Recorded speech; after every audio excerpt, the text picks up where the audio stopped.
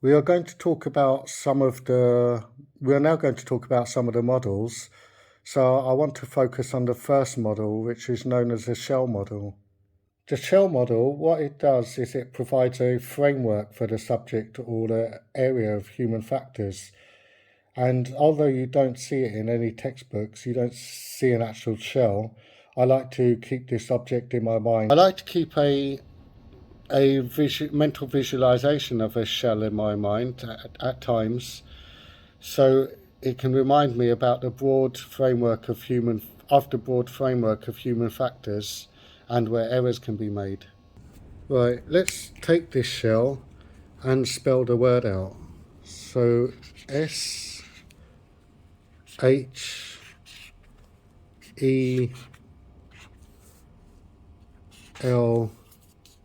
move that shell and put an L there.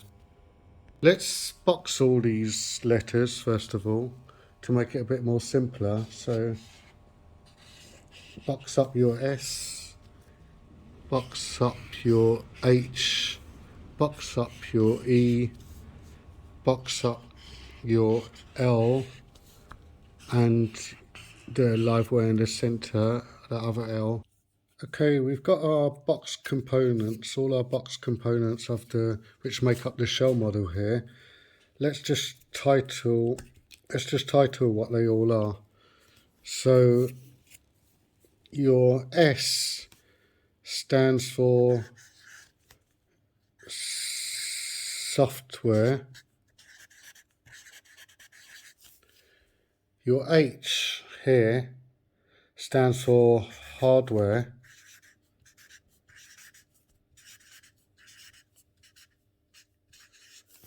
Your E here stands for environment.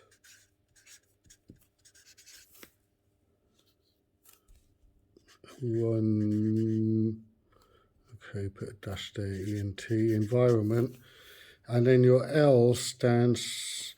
these L's stand for liveware. LIVWAI, underline.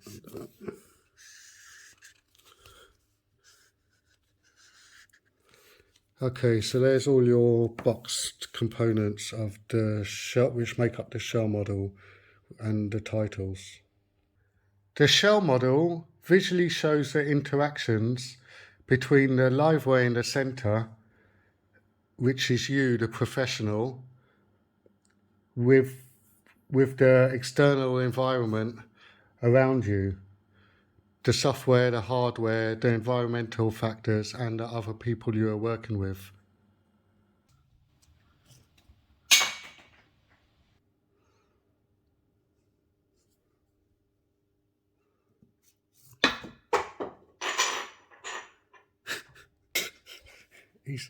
He's throwing all the shells off my desk. That's not human factors, that is cat factors.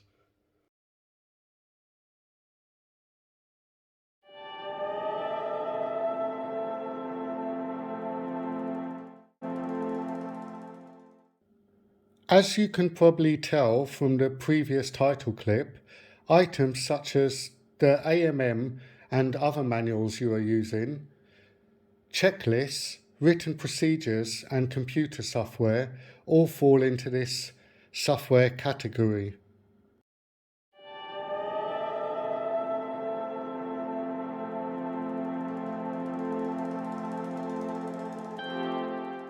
As you can probably guess from the previous title clip again, hardware would be the tools that you are using, the tools and equipment that you're using to do your work on the aircraft. And all these would fall into the hardware category. The structure of the aircraft itself would also fall into this hardware category. There are numerous other factors which will also fall into this hardware category, such as the design and layout of the cockpit.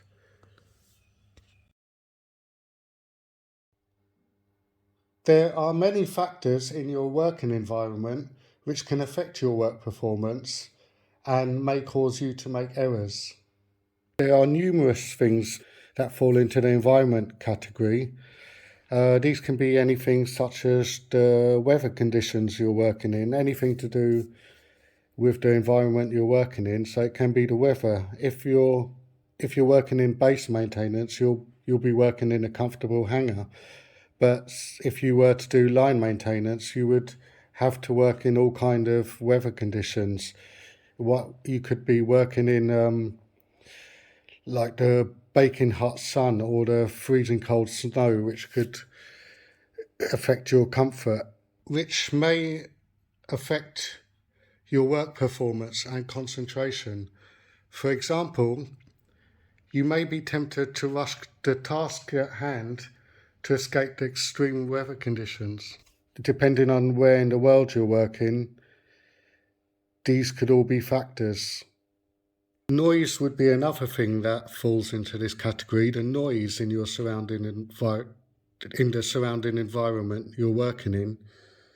If you're working in the hangar, you could be working next to structural work going on. So you may have a lot of noise from rivet guns and all those types of things while you're trying to concentrate on your own work. The tidiness of your work area is another factor that will fall into the environment heading that can affect your work performance. The amount of light in your working environment is a factor which can influence your work and cause you to make errors. Proper and adequate lighting is especially important when carrying out visual inspections. The environment is not limited to your immediate working environment, but can extend wider to include things like your work patterns and even the public perception of the industry. You are the liveware in the centre. Your interactions with other people around you at work can also have an impact on your work performance, i.e. managers, colleagues, supervisors. There may be problems associated with the liveware in the middle, and these can be things such as stress, fatigue. And this is too much for just one short video, but I'll cover these topics later in further videos.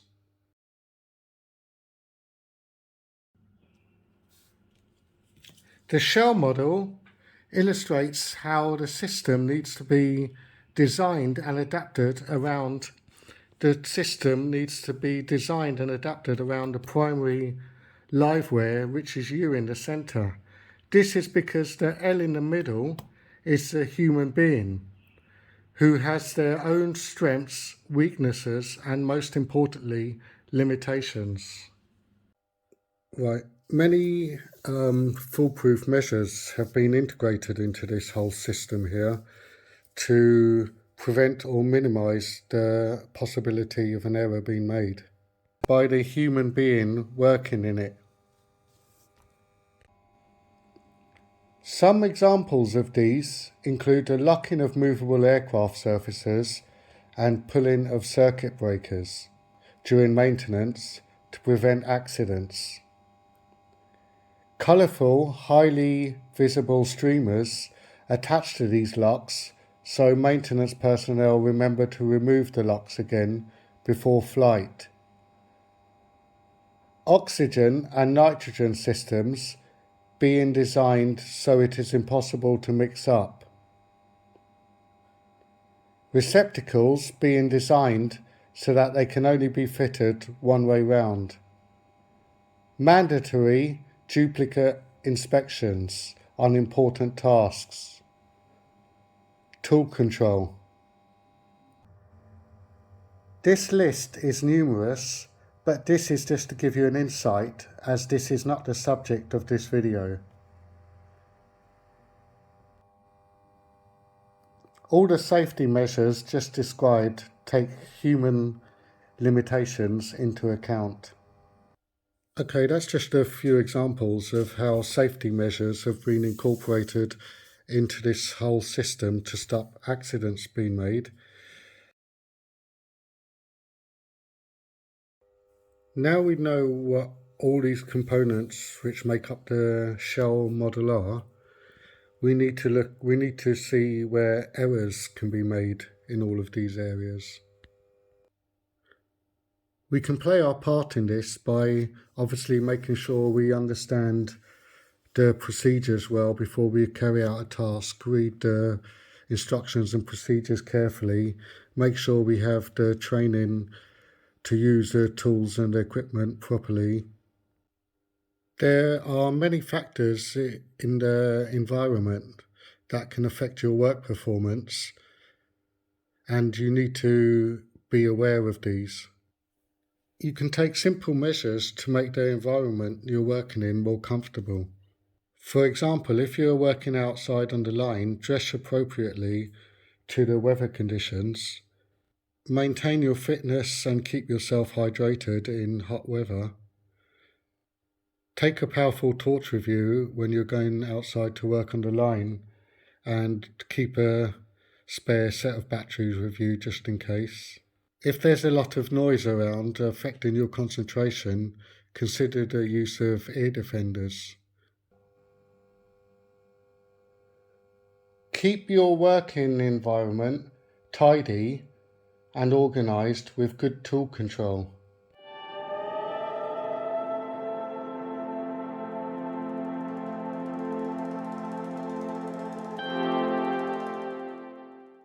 Problems can occur when working with your other colleagues and managers and supervisors, but there's also measures you can do to improve this area.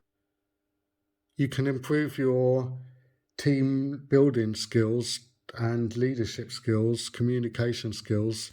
These are all topics that we're going to cover in another video, because it's too much to put in just this one video. Ensure measures are taken to look after your mental and physical fitness.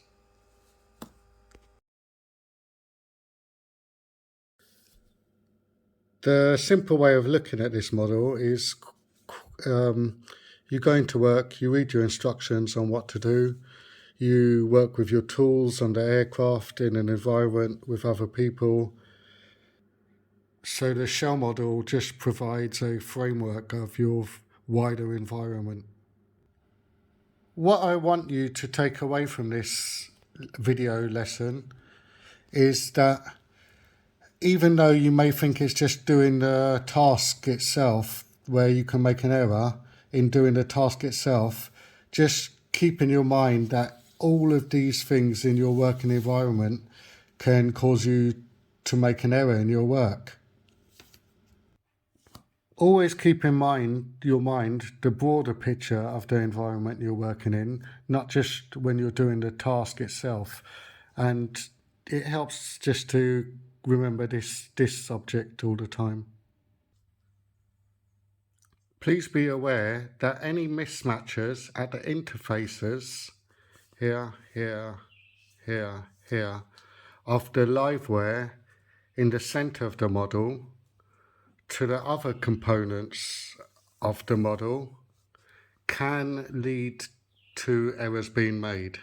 As I tell you and remind you in every video, at the end of every one of my videos, I'm not an expert in aviation human factors, but I just want to use this opportunity to share some of my knowledge and experience with you. Once again, if you found the information in this video useful, please give the video a like. And if you want any more of this content on the subject of human factors, please subscribe below. If you have any comments regarding this video, which would be as an aid to both me and anyone else watching this video, please leave them in the comment section below.